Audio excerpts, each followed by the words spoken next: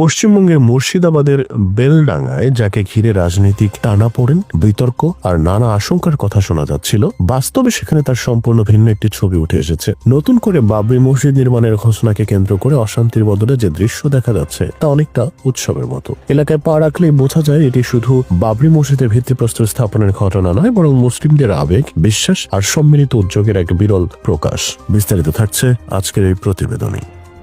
শনিবার সকাল থেকেই বেলডাঙ্গা ও আশপাশ এলাকায় ছিল আলাদা এক প্রাণচাঞ্চল্য। ভোরের আলো ফোটার সঙ্গে সঙ্গে মানুষ ঘর ছেড়ে বেরিয়ে পড়েছেন মসজিদ নির্মাণ স্থলের দিকে। কেউ এসেছেন পরিবার নিয়ে, কেউ বন্ধুদের সঙ্গে, কেউ আবার একাই। সবার মুখে এক ধরনের উজ্জ্বলতা, চোখে লক্ষ্য পূরণের আনন্দ। এদিন মদিনা শরীফ থেকে আগত দুইজন ইমামের উপস্থিতি এই আয়োজনকে আরো ধর্মীয় মর্যাদা ও আবেগে ভরিয়ে তোলে, যেন ঐতিহাসিক এক মুহূর্তের সাক্ষী হতে যাচ্ছেন সবাই। চারদিকে যে দৃশ্য সবচেয়ে বেশি নজর কাড়ে তা হলো মানুষের স্বপ্রণোদিত অংশগ্রহণ। কারো ডাকের অপেক্ষা নেই কোনো বাধ্যবাধকতা। যার যতটুকু সাধ্য তা নিয়ে মানুষ এগিয়ে এসেছে। কেউ মাটির ব্যাংকে জমানো দীর্ঘদিনের সঞ্চয় ভেঙে সেই টাকা হাতে নিয়ে হাজির হয়েছেন, কেউ নিজের বাড়ির উঠান থেকে পুরনো ইট তুলে নিয়েছেন মাথায় করে। অনেককে দেখা গেছে কাঁধে সিমেন্টের বস্তা নিয়ে ধীরে ধীরে হেঁটে যেতে। আবার কেউ বালির বস্তা নিয়ে ঘাম ঝরাচ্ছেন। ইট ভাটাগুলো থেকেও মানুষ নিজের খরচে 5টা-10টা করে ইট কিনে নিয়েছেন, যেন এই নির্মাণে তাদের নিজস্ব এক টুকরো অংশ থেকে যায়। যাদের সামর্থ্য একটু বেশি তারা মোটর বাইকে করে ইট বোঝাই করে নিয়ে যাচ্ছেন। কেউ নিজের ভ্যান, কেউ ছোট্ট পিকআপ ভাড়া করে নিয়ে এসেছেন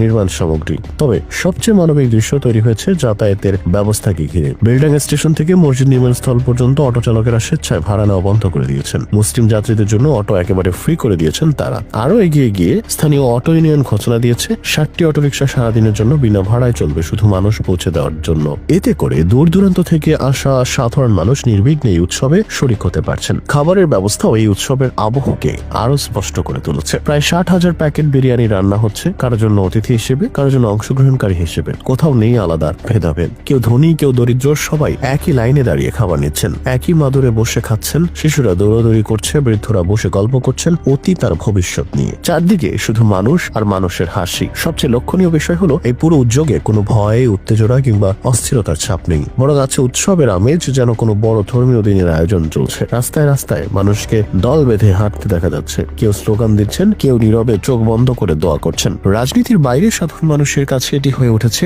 সম্মানের, স্মৃতির আর একসঙ্গে কিছু গড়ে তোলার এক অনন্য উপলক্ষ। উদ্যোক্তা হুমায়ুন কবির জানান, NH পাড় ও সংলগ্ন প্রায় 25 বিঘা জমির উপর এই প্রকল্প বাস্তবায়নের পরিকল্পনা নেওয়া হয়েছে। শুধু একটি মসজিদ নয়, বরং এখানে ভবিষ্যতে একটি হাসপাতাল, একটি বিশ্ববিদ্যালয় ও একটি পার্ক নির্মাণেরও পরিকল্পনা রয়েছে। তার ভাষায়, এটি কোনো রাজনৈতিক প্রকল্প নয়, বরং মুসলিম সম্প্রদায়ের সম্মিলিত উদ্যোগে গড়ে ওঠা একটি সামাজিক ও ধর্মীয় কেন্দ্র হবে। তিনি স্পষ্ট করে বলেন, এই নির্মাণ কাজে রাজ্য সরকারের কোনো আর্থিক সহায়তা নেই, পুরোটাই মুসলিম সমাজের অর্থনৈতিক